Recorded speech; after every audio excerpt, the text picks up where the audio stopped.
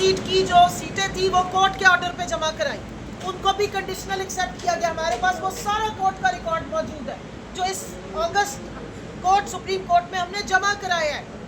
मैंने बतौर पीटीआई के कैंडिडेट अपने पेपर जमा कराए थे इलेक्शन से पहले valentine 24 December was the last date, और 24 दिसंबर को हमारी तमाम खवातीन ने जाके पेपर जमा कराए और इनको स्क्रूटनी की डेट नहीं दी गई। सवाल पूछना ये चाहिए कि अगर पीटीआई जमात थी और इलेक्शन कमीशन को ऐसे कोई ऑर्डर्स नहीं आए थे सुप्रीम कोर्ट की तरफ से सिवाय ये कि बैट का सिंबल छीना गया था, तो इलेक्शन कमीशन के पास कौन सा इख्तियार था कि उन्होंने हमें पार्टी मानने से इनकार किया और हमारे पेपर लेने से इनकार किया।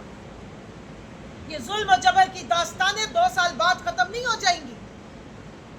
आज आप 8 फरवरी को बुला के और यहाँ आके नई दास्तानें सुना रहे हैं, यहाँ आके आइन के दकीक नुक्ते बता रहे हैं और ये बता रहे हैं कि अमेरिका जहाँ से ये सब कुछ शुरू हुआ था वहाँ पर तो ऐसे नहीं, ऐसे लिखा हुआ होता है। लिखी भी तो दास्तानें बहुत है।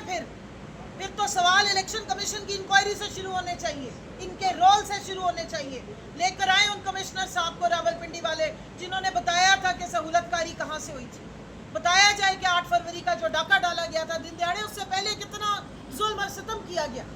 हमारे रिकॉर्ड पे केसेस मौजूद हैं, जो पेपर हमारे रिजेक्ट किए गए। हमारे प्रपोजर सेकेंडर्स, मेरे 8 प्रपोजर सेकेंडर्स थे, 4 प्रपोजर 4 सेकेंडर, 8 के 8 वकील थे। 8 को उनके घर से उठा लिया गया स्क्रूटनी वाले दिन। आरओ के ऑफिस के बाहर डाले खड़े रहे पुलिस के कि कोई परिंदा वहां पर ना मार सके। हाई कोर्ट भावलपुर में जाके मुझे अपने पेपर 15 दिन मेहनत करने के बाद जमा करवाने पड़े और हाई कोर्ट से हमारे पेपर्स एक्सेप्ट हुए। बहुत सारे हमारे कैंडिडेट्स के पेपर्स तो सुप्रीम कोर्ट से जाके एक्सेप्ट हुए। उस वक्त तो किसी ने नहीं कहा कि पाकिस्तान तहरीक इंसाफ मौजूद है। उस वक्त तो किसी ने नहीं इलेक्शन कमीशन से सवाल पूछा कि आपने बैलेट पेपर में बल्ला नहीं छापा, बाकी कौन सा निशान दे रहे हैं आप। उन्होंने खुद इंडिपेंडेंट डिक्लेयर किया पीटीआई के लोगों को। उन्होंने खुद पीटीआई की टिकट्स को मानने से इनकार किया था। ये आरओस को बुला के भी यहाँ पे पूछा जाए, उनका कंडक्ट भी पूछा जाए कि क्या क्या करते रहे जुल्म और सितम, कौन सी दरखास्तें हमारी सुनते थे। जिस वक्त आरओ के दफ्तर में जाने का टाइम होता था, आरओ साहब अपने दफ्तर को ताला लगा देते थे। हमारी कहीं सुनवाई नहीं हुई। मुझे रोलर कोस्टर का निशान दे दिया गया। एप्लीकेशन लिख के मैंने मांगी थी, विकेट्स मांगी थी। अहमदपुर शर्किया पसमानदा तरीन इलाका है, 70% वहाँ पे लोग जो है वो गुर्बत ज़दा रहते हैं। वो कौन सा न्यूयॉर्क या कैलिफोर्निया जहाँ पे लोगों को रोलर कोस्टर पता थी। जानबूझ के पूरे पाकिस्तान में रोलर कोस्टर दिया गया। जिन्होंने कभी 2 वक्त की रोटी नहीं देखी, आप उन्हें रोलर कोस्टर का निशान दे रहे थे। क्या ये मेरे हल्के के वोटर की तजलील और तज़हीक नहीं थी? क्या ये साजिश नहीं थी? क्या ये सहूलतकारी नहीं थी? आज आप हमें यहाँ पे आइन सिखा रहे हैं। आइन ने क्या बताया नहीं है कि जिसके पास मेजॉरिटी होती है, जिसके पास वोट होते हैं, सीटों पे भी उसी का ही हक होता है। क्या आज सवाल पूछा गया?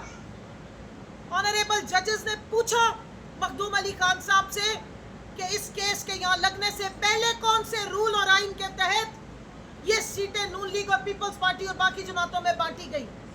किसी ने पूछा? कौन सा रूल था? कौन सा इलेक्शन एक्ट में ये लिखा हुआ था? कहाँ पर असूल दिए हुए हैं? आइन तो कहता है प्रोपोर्शन ऑफ रिप्रेजेंटेशन है, जिसको ज्यादा वोट मिलेंगे, और खुद इन्होंने डिटरमिन किया है। नेशनल असेंबली के लिए 4.25 पंजाब की हैं। किस हैसियत से 17 सीटें जीतने वालों को उठा के इन्होंने बाकी की सीटें बांटी? 78 सीटें हैं।